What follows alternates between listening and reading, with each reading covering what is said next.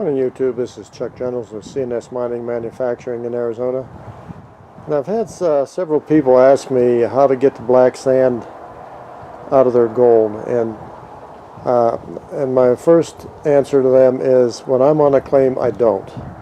I'm there to mine as much gold as I can, and I'm not going to mess around with specks and flecks and little bitty flakes while I'm on a claim. I'm going to get as much material as I can, and then I'm going to run it at home. And this is one process that I do, and it's as you can see probably from the camera, is I do have a blue bowl, and blue bowl is okay.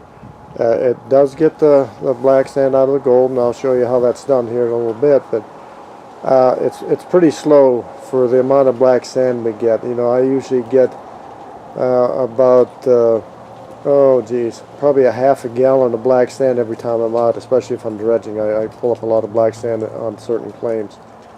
And when I'm outside the shop like I am now, you can probably just barely see in the shop, what I do is I load the black sand with the gold in it in the blue bowl, go in the shop and work for a few minutes or 10 minutes or whatever, and come out and then clean up the gold and do it over. That way I don't have to sit and watch the water go round and round in the blue bowl. A couple things here. If you look, the way I do mine is I have this big tub, and I put a 5-gallon bucket in it, and the blue bowl will mount on that, but not just by itself. I've got these clamps. These are made by Blue Bowl, and they're adjustable, and they fit over the bucket. Not sure you can see the slot. There's a slot inside the screw in here that fits over the edge of the bucket. It clamps on the bucket, and the blue bowl sits on top on the legs on this part, and you just turn this to adjust it to get level, because level is critical with the blue bowl. So I'll show you how this sets up here now. So I got the bowl sitting on top of the legs now. If you look, you can see the adjuster, the black piece twists and adjusts it, and I've got 3 of these, 2 on this side and 1 on the other. And if you look down at the level, we're just dead center. Here we are the other direction, and we're center all the way around. So that's what I do for the initial level. The initial level, what I do is I took a piece of plexiglass and put a bullet level, glued it to the top of it, and I put that on the hole in the middle of the blue bowl, as you can see here. And see, it's off just a touch now before I put the water in it, and after I get the water in, then I adjust that and keep that. I'll keep checking that as we go, at different times, because of the water pressure and whatnot. It'll change a little bit. Another thing I want you to notice, I don't use the little 750 pump. I use right out of a garden hose and control it with a ball valve.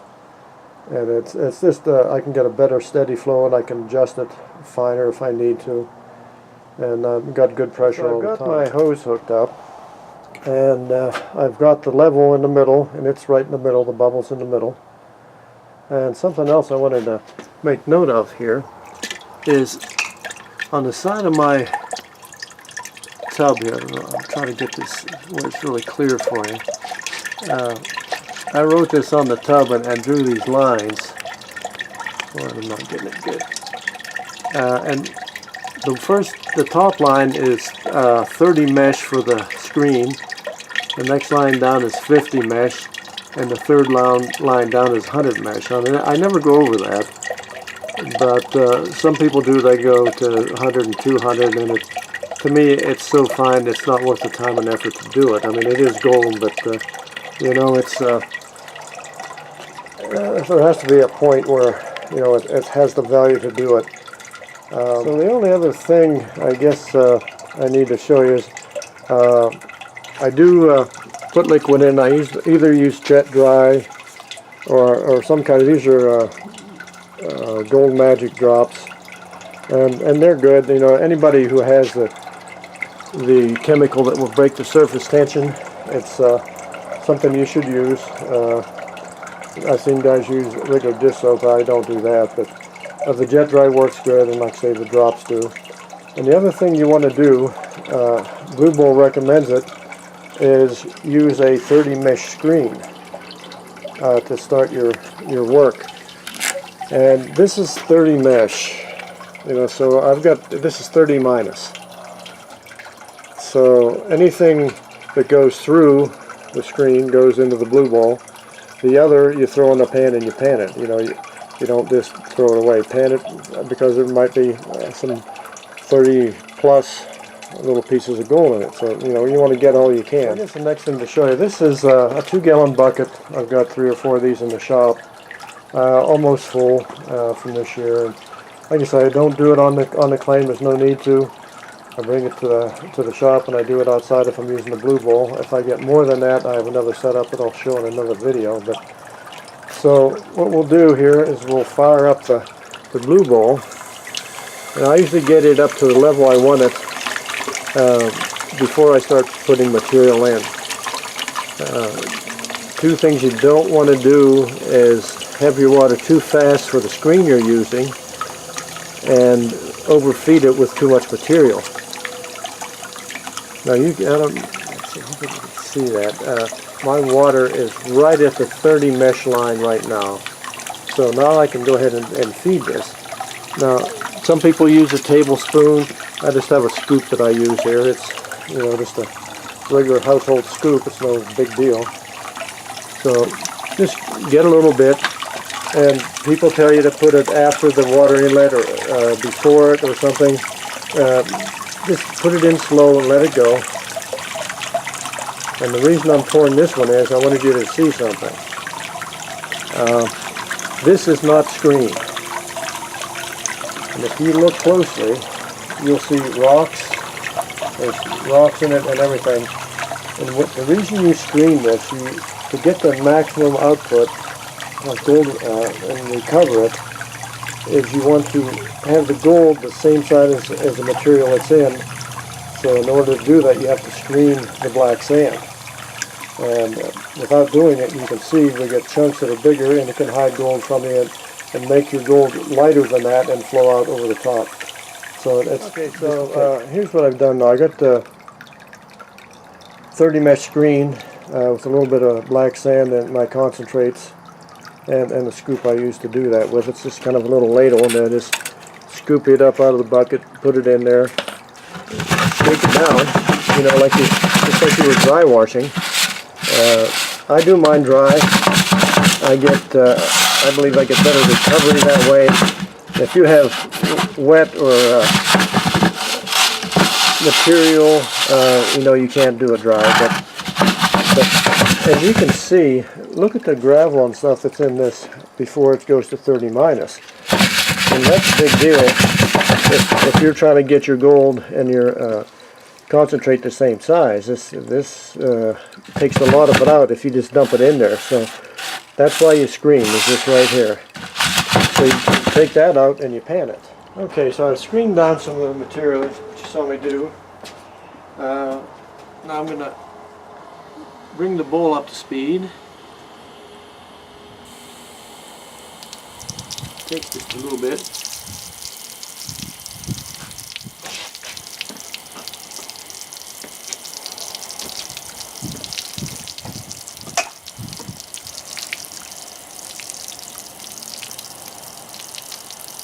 If you hear that noise, my bowl is overflowing. I don't normally mess with it like this. I'm losing my water. So I'm right at the line. Now we'll take a scoop of material and just very easily put it in the water. You don't want to overdo it. Just let it run around in the blue bowl.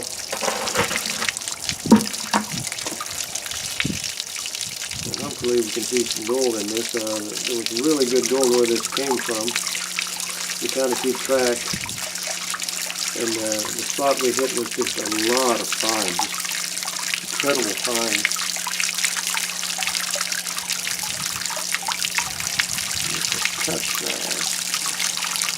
And using this ball valve, you can just throttle it down just a little bit, and it just works really good for me. I really like doing it this way.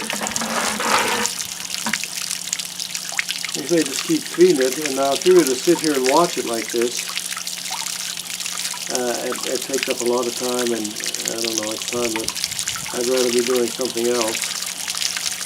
So what I do is I get it going like that, and then go in the shop and go to work, and check on that every once in a while, see where the black sand is, see if there's gold showing yet, or just what's going on. And you just keep going until you get it all done. Alright, so we've got it down pretty far. I've got another thing I've got to do today, so I can't play with this too long. But the guy that manufactures the Gold Lab came up with these. And all it is a magnet. It's kind of like the orange magnets. It's inside this little piece of pipe. And what I do is I go around the edge here above it, don't touch the gravel, pick up the black sand and drop it into a pan. Because as small as some of this gold is, you can actually throw your gold away. You know, if you don't happen to see it, or you get down and you touch it, and the black sand will pinch on the gold. And so there's what I picked up. I'm not seeing much in that, but I hope you can see it on the camera. They're incredibly fine along this edge down there at the bottom of the bowl. I'll try to zoom on that.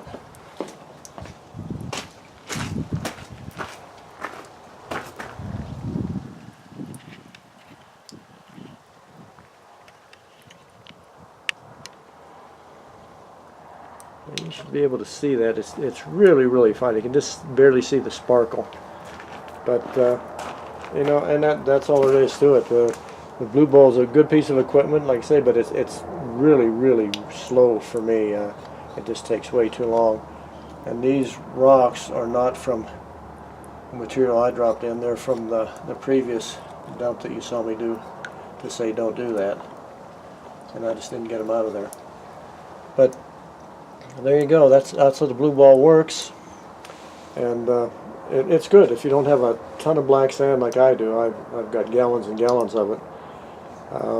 It's a good piece of equipment. It's been around for years. Actually, Keen Engineering has a similar item now that looks exactly like the blue ball, only it's green. And I've seen guys actually make these same kind of thing out of a angel food cake pan, which I don't know how that works. I've never tried that. Don't plan on trying it. But anyhow, if you liked this video and it was a help to you, give it a thumbs up, subscribe and share. Thanks for watching.